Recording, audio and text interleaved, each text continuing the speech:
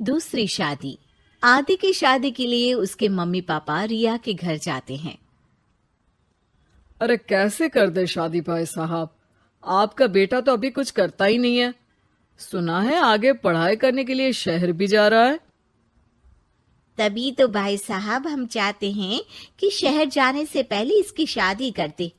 और कमाने का क्या है, हर कोई तो पढ़ लिख कर कमाता ही है।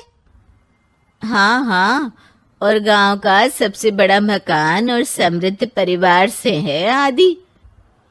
मुझे तो समझ में ही नहीं आता, इतनी जल्दी शादी। रिया भी अभी पढ़ रही है, इतनी अच्छी है वो पढ़ाई लिखाई में, कैसे शादी कर दूं। आप लोग थोड़ा समय दे।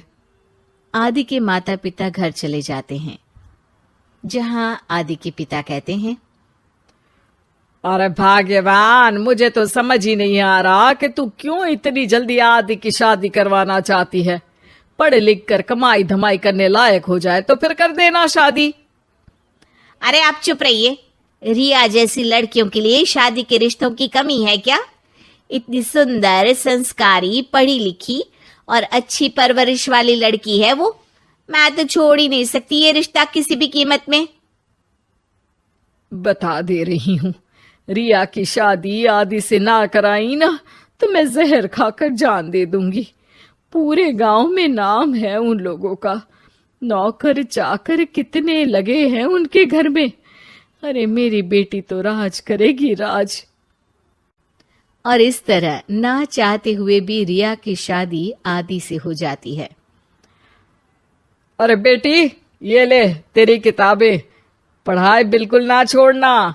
तू तो मेरी गर्व करने वाली बहू है, बड़ा नाम है तेरा गांव में। हाँ, आखिर पसंद किसने किया है रिया को आदि के लिए? आदि को गांव की रिया इतनी पसंद नहीं होती है। अरे यार, तू तो बड़ा लक्की निकला, रिया जैसी लड़की से तेरी शादी हो गई। अरे लक्की की क्या बात है, वो भी तो मेरे जैसे लड़के की बीवी बनकर किस्मत वाली बनी है ना। अरे अब तो तू रह नहीं दे, ना तो तू कमाता है ना ही पढ़ने में अच्छा है। क्या है तुझमें? बस पैसा, और वो भी बाप का। आदि को दोस्तों की बात पर बहुत गुस्सा आता है। पिताजी, मैं शहर जाना चाहता हूँ आगे की पढ़ाई के लिए। अरे बेटा, लेकिन यहाँ की पढ़ाई तो पहले पूरी हो जाए। नहीं नहीं, अब मैं किसी भी हालत में शहर में ही रहकर पढ़ाई करूंगा। रिया को आदि का ये व्यवहार अजीब लगता है कि अचानक नई शादी के बाद आदि ऐसा क्यों बोल रहा है। खैर, आदि पढ़ाई के लिए शहर चला जाता है और रिया गांव में रहकर सास ससुर की सेवा करती और बचे वक्त में पढ़ाई।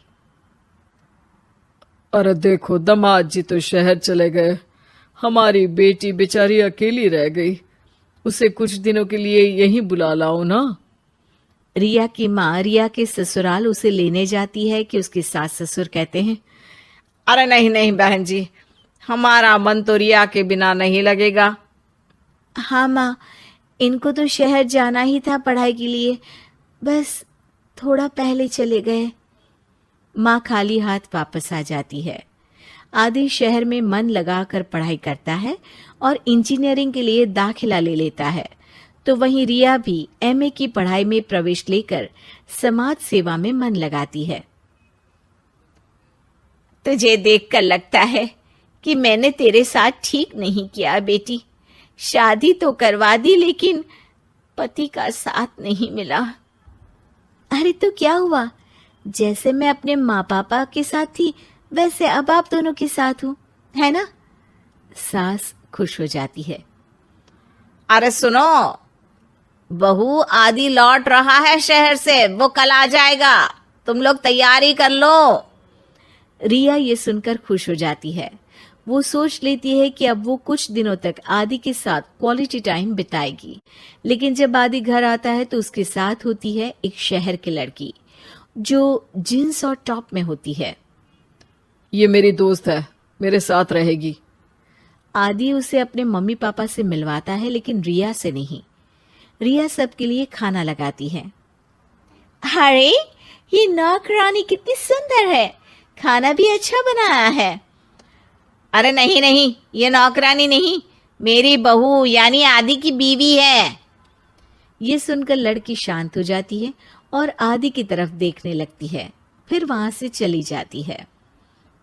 अरे माँ, क्या जरूरत थी घर की कहानी बताने की? देखा, अब वो बुरा मान गई ना। वैसे भी मैं आप लोगों को बता देता हूं, मुझे रिया के साथ नहीं रहना।